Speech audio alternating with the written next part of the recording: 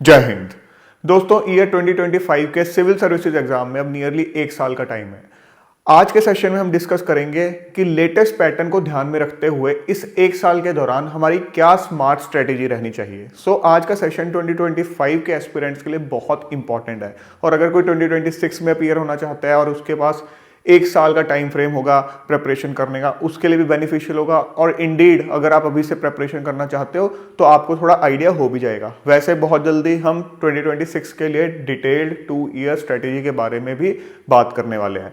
आज के सेशन के अंदर हम किन किन चीज़ों को डिस्कस करेंगे। सबसे पहले इनिशियल स्टेप्स आपकी प्रेपरेशन के क्या होने चाहिए, किस तरह से आपको इनिशिएट करनी है अपनी प्रेपरेशन। उसके बाद जो आपकी कंटेंट फाइनलाइजेशन, जो भी कंटेंट आप कवर कर रहे हो और उसको अपडेट कर रहे हो, किस तरह से आपको करना है सो डैट वो एग्जाम पॉइंट ऑफ व्यू से एक कंप्लीट कंटेंट हो। उसके बाद टारगेट कंप्लीशन किस टाइम फ्रेम के दौरान आपको करना है, क्योंकि टारगेट्स माइंड में रहने बहुत जरूरी है। और फाइनली रिवीजन स्ट्रेटेजी हमारी क्या रहेगी, किस तरह से हमें रिवीजन करना है। हॉलिस्टिक वे से आज के सेशन में हम स्ट्रेटेजी के बारे में बात करने वाले हैं। टेस्ट सीरीज, प्रैक्टिस वगैरह सब चीजें आज के सेशन में हम डिस्कस करेंगे कि आपको किस तरह से करना है। सेशन की शुरुआत करने से पहले जिन स्टूडेंट्स को नहीं पता है उनको मैं बता देना चाहता हूं कि 24 months live UPSC mentorship batch की एडमिशन्स खुल गई हैं। ये 2025, 26 और फ्यूचर एस्पिरेंट्स के लिए सबके लिए सूटेबल रहेगा। इंग्लिश हिंदी मीडियम के एस्पिरेंट्स दोनों इसको ज्वाइन कर सकते हैं। अगर आप कोचिंग भी ले रहे हो तो भी उसके साथ एक ये बूस्टर का काम करेगा। क्वेश्चन जो है हमारे 23 जून से स्टार्ट हो जाएंगे। इनिशियल एनरोलमेंट्स के लिए स्पेशल प्राइस रखा गया है। अगर आप इंटरेस्टेड हो एनरोल करने में तो ऐप और वेबसाइट का लिंक मैंने डिस्क्रिप्शन में दिया है, तो आप तुरंत जाकर ज्वाइन कर सकते हो। अब हम स्टार्ट करते हैं अपने सेशन के साथ। सबसे पहले हम इनिशियल स्टेप्स की बात करते हैं कि सबसे पहले हमारे स्टेप्स होने क्या चाहिए। सबसे पहला स्टेप आपका होता है कि नोटिफिकेशन उठाओ। पैटर्न को तो आपको अंडरस्टैंड करना ही है। अगर पैटर्न पता है तो उसके बाद एक बार सिलेबस को अंडरस्टैंड करो, खास करके मेंस का, क्योंकि प्रीलिम्स का आप खोल के देखोगे तो कीवर्ड्स लिखे हुए हैं 4-5 लाइनों में सिलेबस को खत्म कर देते हैं, तो वहां से इतना आइडिया नहीं होगा। मेंस का सिलेबस उठाओ, वहां पर कीवर्ड्स आइडेंटिफाई करो, की टॉपिक्स आइडेंटिफाई करो कि हाँ ये टॉपिक्स हैं, ठीक है, उनको आपने आइडेंटिफाई अच्छे से करना है। इसके बाद सेकेंड स्टेप होगा हमारा PYQs का एनालिसिस। आप ईयर 2011 से एटलीस्ट ऑनवर्ड्स पेपर्स उठाओ। अभी के लिए 2011 ऑनवर्ड्स उठाओ, बाद में ऑब्वियसली जब आपका सिलेबस वगैरह कवर हो जाएगा, आपका टाइम होगा, थोड़ा उससे पीछे भी आपको जाने की कोशिश करनी चाहिए। बट 2011 ऑनवर्ड्स पेपर्स उठाओ, प्रीलिम्स के, मेंस के। आपको ये देखना है किन किन टॉपिक्स पे ज्यादा एम्फेसिस करता है यूपीएससी। एक तो सिलेबस में से टॉपिक्स आपने आइडेंटिफाई कर लिए, फिर आपने ये देखना है कि अच्छा ये क्वेश्चन है प्रीलिम्स का, ये किस टॉपिक से रिलेटेड है, कौन से सब्जेक्ट से रिलेटेड है। हो सकता है कुछ टॉपिक्स के रिगार्डिंग आपको आइडिया ना हो कि हाँ स्पेसिफिकली किससे रिलेटेड है, बट मोटा मोटा आपको एक पैटर्न समझ में आएगा। आपको यह समझ में आएगा जब आप ईयर बाय ईयर देखोगे। बिल्कुल पीछे से स्टार्ट करना ताकि आपको धीरे धीरे समझ आए कि पैटर्न चेंज कैसे हो रहा है। पीछे की तरफ मत जाना, तब पैटर्न को आप समझ नहीं पाओगे। पीछे से आगे की तरफ आना है, 2011 ऑनवर्ड से लेके आगे तक। तो आपको समझ में आएगी यूपीएससी आपसे एक्सपेक्ट क्या कर रहा है। कोई टॉपिक अगर आप पढ़ रहे हो, वहां से क्वेश्चंस किस टाइप के आते हैं, तो आपको पढ़ते हुए उस तरह से अपने माइंड को चलाना है और वैसा ही कंटेंट एक्सट्रैक्ट करना है। उसके बाद की टॉपिक्स आपने आइडेंटिफाई कर लिए सिलेबस और PYQs के एनालिसिस से। उसके बाद सोर्सेज फाइनलाइजेशन। वैसे तो जो बुक्स एंड रिसोर्सेज का मैंने एक सेशन बनाया था, उसका लिंक मैंने डिस्क्रिप्शन में दे दिया है, वो आपने डेफिनेटली देखना है। अगर आपने नहीं देखा तो बुक्स एंड रिसोर्सेज आपको वहां से पता चल जाएंगे। और क्वालिटी रिसोर्सेज आपने रखने हैं, ठीक है, क्वांटिटी पे ध्यान नहीं देना। क्वांटिटी से डिस्ट्रैक्ट नहीं होना है। उस चीज से जितना बचोगे उतनी अच्छी प्रिपरेशन होगी। Limited resources but quality resources, और जो रिसोर्सेज पकड़ रहे हो उनको अच्छे से आपने कवर करना है। और लास्टली जब आपने सारे देख लिए टॉपिक्स क्या क्या कवर करने हैं, कौन कौन से रिसोर्सेज से करने हैं, अब आपको पता चल गया हाँ ये सब चीजें हैं जो मुझे कवर करनी है।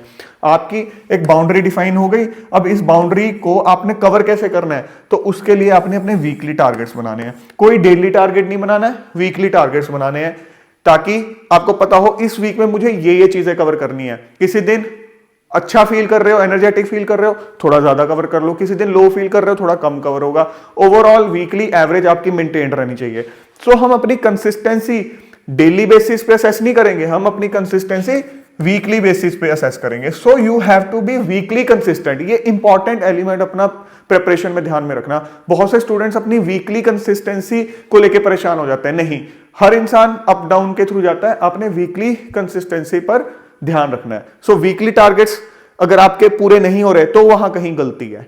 तो जब वीकली टारगेट्स आपके डिफाइंड होंगे, आपको पता होगा इस टाइम फ्रेम के दौरान मैं इसी पेस पे जब चलता रहूंगा तो मेरी जो प्रिपरेशन है वो कंप्लीट हो जाएगी। और जब भी वीकली टारगेट्स आप डिफाइन करते हो, प्लीज पीरियोडिक रिवीजन को एंश्योर करना है। अभी हम बीच में उसके बारे में दोबारा भी बात करेंगे, बट आपके टारगेट्स के बीच में पीरियोडिक रिवीजन की स्पेस हमेशा रहनी चाहिए।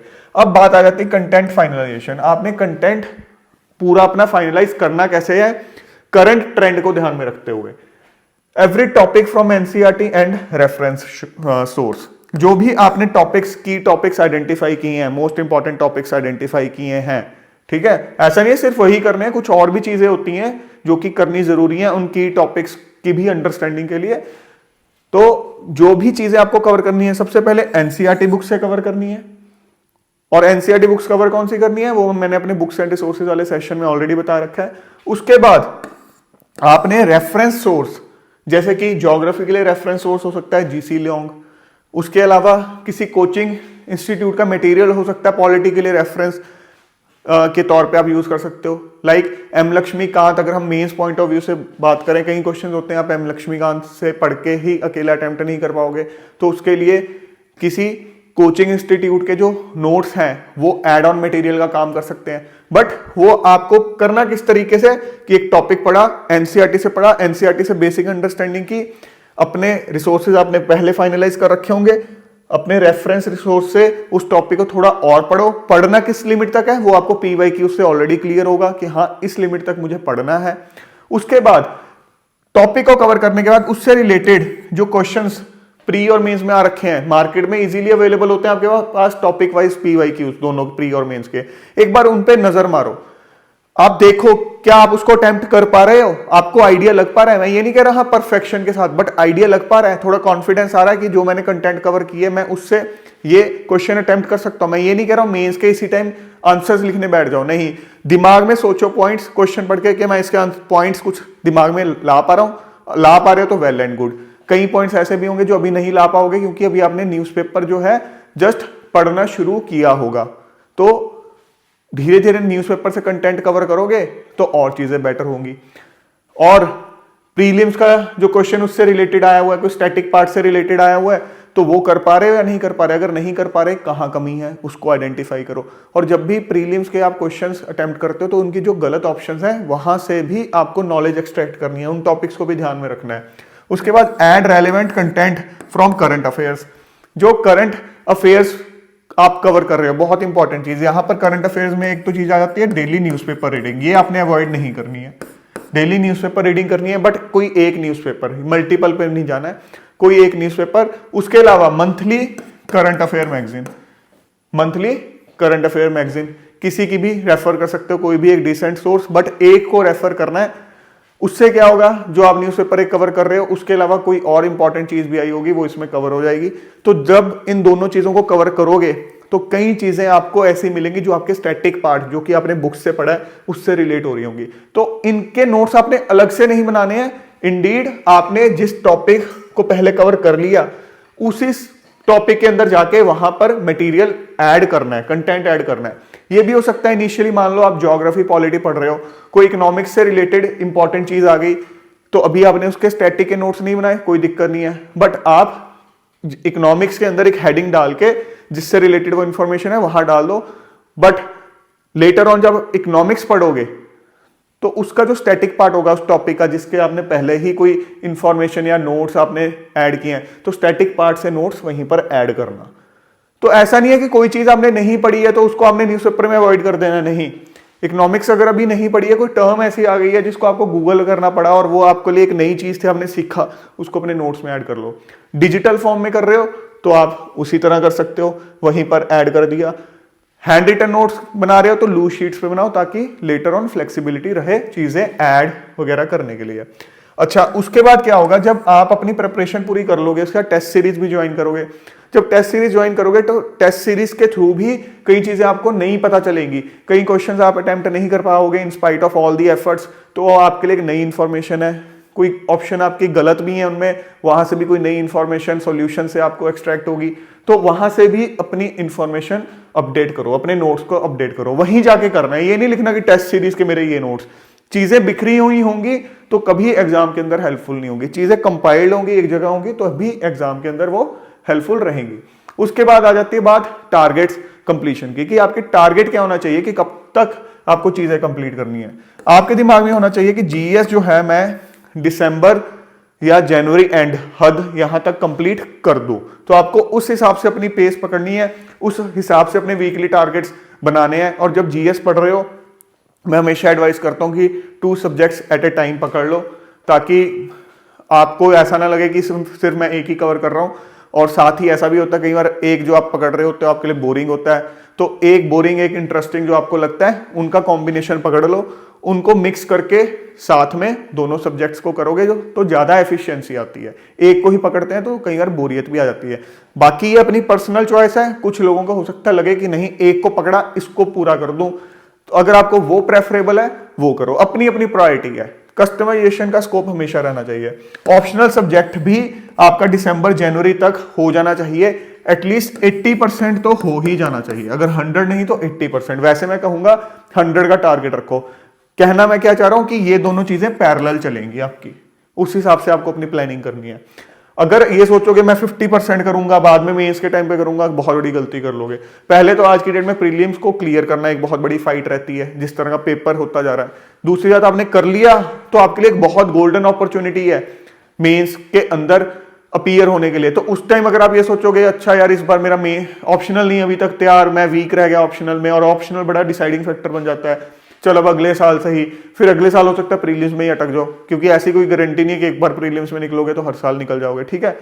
तो प्लीज ऑप्शनल को पहले तैयार रखना, ये सोचना कि जो जनवरी या दिसंबर तक आपकी प्रिपरेशन है वो मेंस प्लस प्री पूरी इन दोनों पे फोकस चलेगी। ऐसा नहीं है कि एक चीज पे चलेगी, दोनों पे फोकस चलेगी।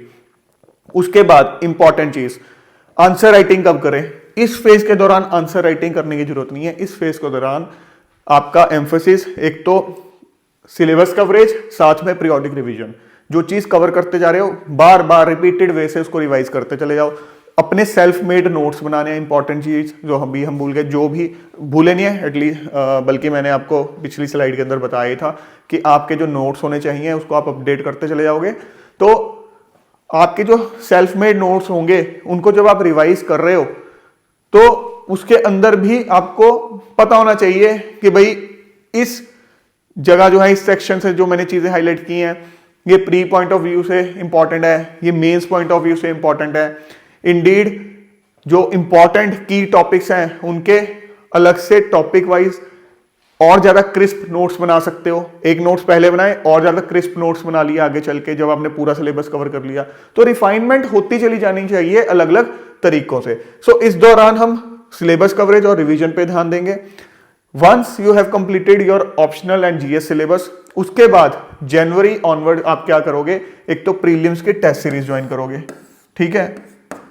एक प्रीलिम्स के टेस्ट सीरीज ज्वाइन करोगे, डीमोरलाइज होने के लिए नहीं बल्कि अपनी कमियों को आइडेंटिफाई करने के लिए। हर टेस्ट का एनालिसिस जरूरी है, जो भी इंफॉर्मेशन नहीं सीख रहे हो अपने टेस्ट में अपडेट करो। उसके अलावा बीच बीच में जो मेंस के पीवाईक्यूज है वहां से थोड़ी थोड़ी आंसर राइटिंग कर लोगे। मैं ये नहीं कह रहा हूं बहुत ज्यादा, हमने ज्यादा फोकस इस पे करना है, but at the same time mains को भी हमने ऐसा नहीं है बिल्कुल इग्नोर कर देना, वो स्ट्रेटेजी गलत हो जाएगी। थोड़ा थोड़ा बीच बीच में मेंस पॉइंट ऑफ व्यू से, पीवाईक्यूज से, क्योंकि अभी तक आपने मेंस के पीवाईक्यूज मतलब खुद लिखकर नहीं देखे हैं, सिर्फ दिमाग में सोचा था। और इसका मतलब ये नहीं है कि प्रीलिम्स के सिर्फ टेस्ट सीरीज ही करनी है। मैं मान के चल रहा हूं जब आप अपनी तैयारी कर रहे थे प्रीलिम्स के पीवाईक्यूज तो आपने साथ साथ अटेम्प्ट किए ही होंगे, उनको ट्राई किया ही होगा, क्योंकि यहां तो हमें लिख के देखना पड़ रहा है, वहां तो जस्ट ऑप्शन को सिलेक्ट करना है। तो अगर नहीं भी किए हुए तो इस दौरान साथ साथ प्रीलिम्स के पीवाईक्यूज भी आप कवर करोगे, ठीक है। तो आंसर राइटिंग वाली बात भी अब आपको क्लियर होगी। लास्ट इंपॉर्टेंट चीज, रिवीजन स्ट्रेटेजी, जिसके बारे में अभी हमने थोड़ी सी बात भी की थी। Periodic revision of GS, periodic revision of optional subject, ये दोनों हमेशा साथ चलती चली जाएंगी। Right from the day one जब आप प्रिपरेशन कर रहे हो, जब सिलेबस की कवरेज भी कर रहे हो तब भी साथ चलेंगी, उसके बाद फुल सिलेबस रिवीजन भी करते चले जाओगे। कीप रिफाइनिंग योर नोट्स, चाहे वो अलग अलग कलर्स से हाईलाइट करना हो, चाहे एग्जिस्टिंग नोट से और क्रिस्प नोट्स बनाने हो, टेबल बना के, अलग अलग फ्लो चार्ट बना के, जैसे भी आपको सही लगता है। ऑलरेडी जो आपके नोट्स होंगे वो कोई ऐसे पैराग्राफ फॉर्म में नहीं होने चाहिए, ऐसी फॉर्म में होने चाहिए जिसको पढ़ते हुए आप इंजॉय करो और आपको ही समझ में आए। उसके बाद fast track revision just before prelims, ये कब पॉसिबल होगी? जब आपने रिफाइनमेंट की होगी। सो आप ये चीज ध्यान में रखो कि प्रीलिम्स और मेंस से जस्ट पहले ऐसे मोमेंट्स होंगे जब आपको बहुत कम टाइम होगा और कवर करने वाली चीजें बहुत ज्यादा होगी। आपने इतनी मेहनत की होगी, उसका एडवांटेज आप तभी उठा पाओगे अगर एंड में एक प्रिसाइज फॉर्म में, क्रिस्प फॉर्म में सब चीजें आपके सामने होंगी। सो ये एक ओवरऑल अगर आपकी एक स्मार्ट स्ट्रेटेजी रहेगी 2025 को लेके, तो डेफिनेटली आप टाइमली सिलेबस भी कंप्लीट कर पाओगे, पीवाई की उसको भी कवर कर पाओगे, रिवीजन भी होती चली जाएगी, प्रैक्टिस भी होती चली जाएगी और बहुत हाई चांसेस रहेंगे कि आप प्रीलिम्स को पहले क्वालिफाई कर लो और उसके बाद मेंस के लिए भी अच्छे से प्रिपेयर्ड हो। सो आई होप आज के सेशन से आपको काफी हद तक चीजों की क्लैरिटी हो गई है। फिर भी अगर आपको लगता है कि कुछ एक ऐसे मुद्दे हैं जिन पे अभी आपको क्लैरिटी नहीं है, आप कमेंट्स में मेंशन कर सकते हो, हम उस पर भी बात कर लेंगे। सो एक बार दोबारा मैं आपको रिमाइंड करा देता हूं, अगर आप mentorship batch, live mentorship batch join करना चाहते हो, उसकी रजिस्ट्रेशन खुली है और 23 जून से उसके सेशन स्टार्ट हो रहे हैं। ऐप और वेबसाइट में जाकर आप रजिस्टर कर सकते हो, सारी डिटेल्स जो हैं उसमें अवेलेबल है। इवन जो यूट्यूब पे मैंने वीडियो बनाया था एक, जिसमें मैंने डिटेल्ड फीचर्स आपको बताए थे, उसका लिंक भी मैंने डिस्क्रिप्शन में दे रखा है। सो फ्रेंड्स, जल्द मिलेंगे एक और नए और इंपॉर्टेंट सेशन के साथ। Till then keep grinding yourself and stay fit and healthy. जय हिंद।